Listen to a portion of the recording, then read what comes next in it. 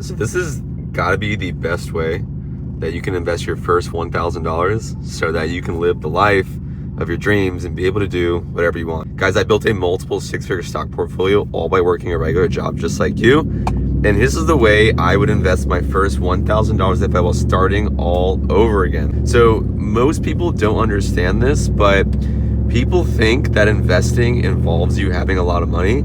You don't need a lot of money to start investing. You need to be investing to make a lot of money. And so it doesn't matter if you start with $500 or $100 or $1,000 or $1 million. What matters is your money working for you? Because quite frankly, you know, I'm headed to work right now, but not because I want to, not because I have to, but because I want to and I enjoy it. But if I stopped working right now with just the income that I make from with just the passive income I make from the stock market and some small side hustles, I don't have to go to work. But the reason I do is because I like it.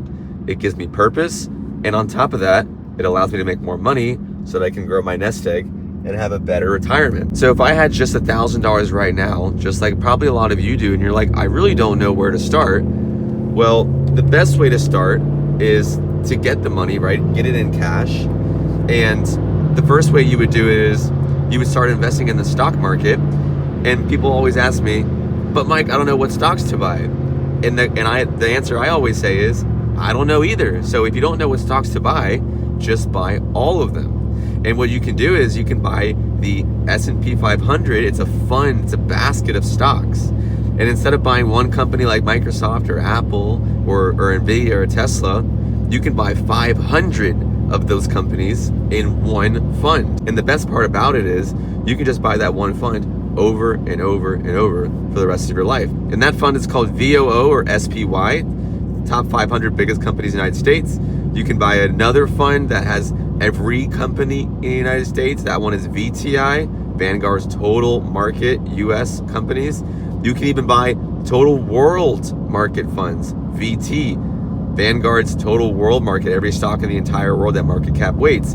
The thing about this is investing is not complicated. It's just a matter of knowing where the money goes. And so people think that they're going to get rich by, running the charts and doing the trends, and they're doing the day trading and they're selling the options. But the vast majority of people that make a lot of money, they just stick it in a fund and they let it ride over the next 20, 30 years. And then when they wake up in retirement, they're a multi-millionaire and they didn't even try. And so if you had $1,000, a good way that I would do it personally, maybe I take 70% of that. Maybe I take $700 and I buy the S&P 500. And then maybe I take $200, another 20%, and I buy the NASDAQ 100, which is primarily tech companies. And then maybe I take the last $100 and I buy my favorite stock. Maybe it's Amazon, or maybe it's Nvidia, or maybe it's Salesforce or MasterCard. The thing is, don't make it complicated.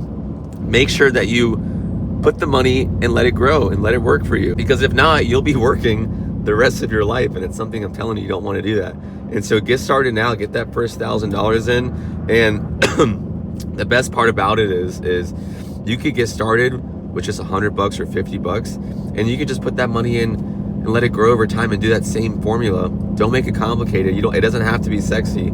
The more important part about any of this is the time. How much time do you have on your hands? If you're 20 years old, you have 40 years to retirement. You have so much time. Like, you can get away with it $50 a month.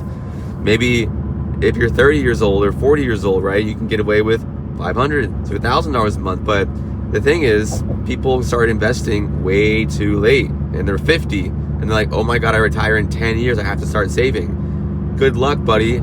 You have to start putting in $15,000 a month to catch up. If you're 25, 35 years old, this is the time to get that money in the stock market and let it grow.